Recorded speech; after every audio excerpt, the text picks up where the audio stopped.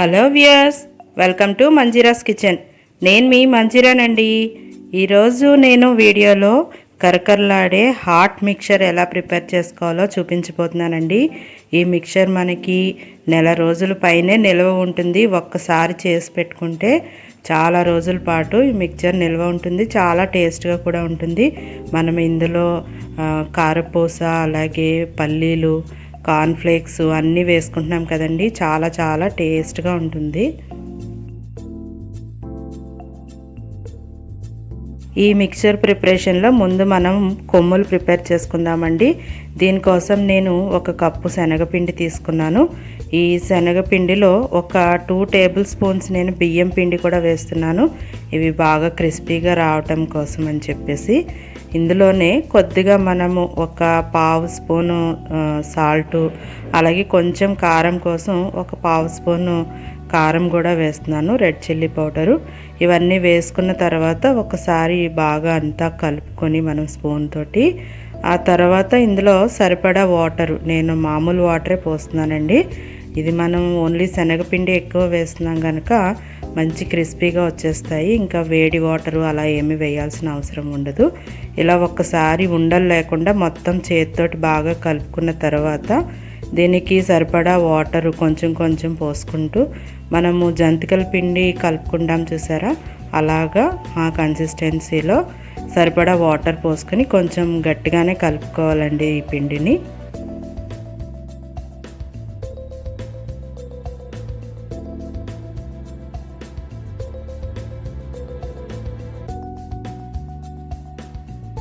ఎక్కువ వాటర్ పోయాల్సిన అవసరం ఉండదండి. ఎక్కువ వేస్తే జారుగా అయిపోతుంది. ఇప్పుడు నేను చూపించాను చూసారా, ఇలా సరిపోతుంది.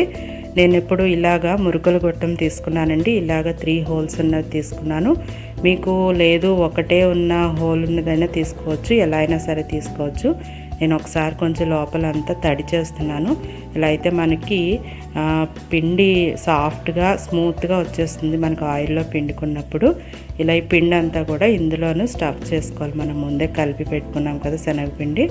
ఇలా స్టఫ్ చేసేసుకున్న తర్వాత డీప్ ఫ్రైకి ఆయిల్ పెట్టుకుని అది బాగా వేడెక్కాక నేను చూపిస్తున్నాను కదా, ఇలా మొత్తం అంతా కూడా మన పాన్లో ఎంత పడితే అంత మొత్తం అంతా ఇలాగే పిండేసుకోవాలండి. ఇవి మళ్ళీ మనము చిన్న చిన్న ముక్కలుగా చేసేసుకుంటాం కదా, అందుకని ఎలా షేప్లో వచ్చినా పర్వాలేదు. ఒకసారి మన పాన్కి సరిపడా ఎంత పడితే అంత పిండేసుకొని దాన్ని చక్కగా ఇలాగ 2 వైపులా కూడా వేయించుకోవాలి. ఇది ఇలాగ ఒక 2-3 మినిట్స్ పాటు వేయిస్తే సరిపోతుందండి. మంచి క్రిస్పీగా వచ్చేస్తుంది మనకి. ఇదిగో నేను చూపిస్తున్నాను చూసారా, ఇలా ఆయిల్ అంతా మరగడం ఆగిపోయింది కదా, అంటే మన జంతిక ప్రిపేర్ అయిపోయినట్టే. ఇప్పుడు దీన్ని టిష్యూ పేపర్లోకి తీసేసుకొని చల్లారిన తర్వాత వీటిని ఇలా చిన్న చిన్న ముక్కలుగా, మనకి ఎంత చిన్న ముక్కలు కావాలనుకుంటే అంత చిన్న ముక్కలుగా నేను చూపిస్తున్నాను కదా, ఇలాగే మొత్తం అంతా కూడా క్రష్ చేసేసుకుంటే మనకి చిన్న చిన్న పీసెస్ అయిపోతాయి. వీటిని ఇలా పక్కన పెట్టుకొని తర్వాత ఇందులోకి నేను నెక్స్ట్ కార్న్ఫ్లేక్స్ వేయిస్తున్నానండి. 1 కప్పు కార్న్ఫ్లేక్స్ తీసుకున్నాను. మీకు ఇందులో ఏవి ఎక్కువ కావాలనుకుంటే వాటిని ఎక్కువ వేసుకోవచ్చు. ఫ్లేక్స్ కూడా ఒకసారి బాగా ఆయిల్లో వేయించేసుకుంటే ఇవి చాలా ఫాస్ట్గా వేగిపోతాయండి. 1 మినిట్ పాటు ఇలా ఒక్కసారి వేయించుకుంటే మనకి ఆయిల్ ఇలా బబుల్స్ రావడం ఆగిపోయిందంటే ఇవి ఫ్రై అయిపోయినట్టే. అప్పుడు వీటిని కూడా మనము తీసేసుకొని ఈ మిక్సరు తీసుకున్న ప్లేట్లోకి వేసేసుకోవచ్చు వీటిని కూడాను.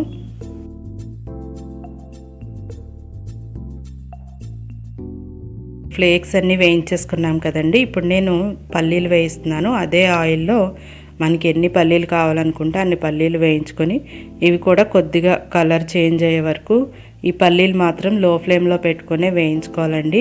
మనము హైలో పెట్టేస్తే పైన అంతా కలర్ వచ్చేస్తుంది, లోపల మెత్తగా ఉండిపోతాయి. చూసారా, ఇలా ఈ కలర్ వస్తే సరిపోతుంది. వీటిని కూడా తీసేసుకొని మనము ఈ పళ్ళెంలో వేసేసుకుందాం మొత్తం అన్నీని. ఆ తర్వాత నేను ఇందులోకి కొద్దిగా పుట్నాల పప్పు వేయిస్తున్నానండి. 1/2 కప్పు తీసుకున్నాను.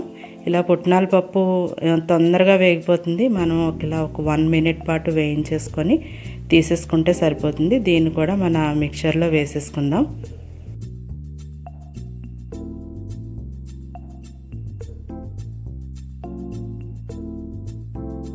పుట్నాల పప్పు వేయించేసుకున్న తర్వాత నేను ఇందులో అటుకులు వేయిస్తున్నానండి.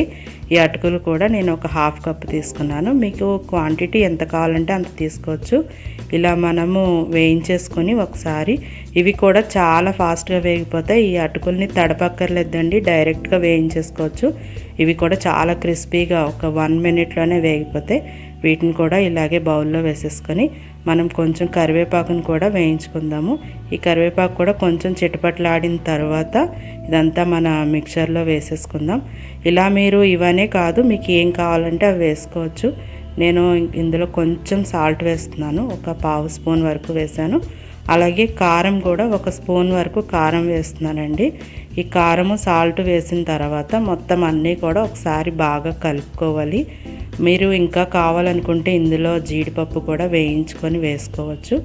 ఇదంతా ఒకసారి గరిటెతోటి కలుపుతున్నాను కదా, ఇలా మనకి గరిటెతోటి కలిపితే సరిగ్గా కలవకపోవచ్చండి. అందుకని మనము టాస్ చేసుకుంటే ఇదంతా బాగా కలుస్తుంది. నేను చూపిస్తాను చూడండి. అలాగే టాస్ చేసుకుంటే మొత్తం అంతా కారం ఉప్పు అంతా కూడా బాగా పడుతుంది అన్నమాట. ఇలా టాస్ చేసుకోవాలి. మీకు నా వీడియో నచ్చినట్లయితే లైక్ చేయండి, షేర్ చేయండి. అలాగే నా ఛానల్ని తప్పకుండా సబ్స్క్రైబ్ చేసుకోండి. అలాగే పక్కనే వచ్చే బెల్ ఐకాన్ని తప్పకుండా యాక్టివేట్ చేసుకోండి. ఇప్పుడు చూడండి, మిక్చర్ అంతా బాగా కలిసింది కదా. ఈ కారం ఇదంతా ఇలా టాస్ చేసుకుంటే అంతేనండి, మన కారంగా కరకరలాడే మిక్చరు రెడీ అయిపోయింది. ఈ మిక్చర్లో మనము 3-4 రకాలు కలుపుకున్నాం కదా. ఇందులో మీరు కావాలనుకుంటే కారం బూందీ కూడా వేసుకోవచ్చు. ఇవన్నీ కూడా నెల రోజుల పైనే నిల్వ ఉంటాయండి. ఒక్కసారి చేసి పెట్టేసుకుంటే ఇంట్లో మనకి ఎప్పుడు స్నాక్స్ రెడీగా ఉంటాయి. అంతేనండి, ఎంతో టేస్టీగా మన మిక్చర్ రెడీ అయిపోయింది కదా. మీరు కూడా చేసుకొని తప్పకుండా మీకు ఎలా వచ్చిందో నాకు కామెంట్ చేయండి.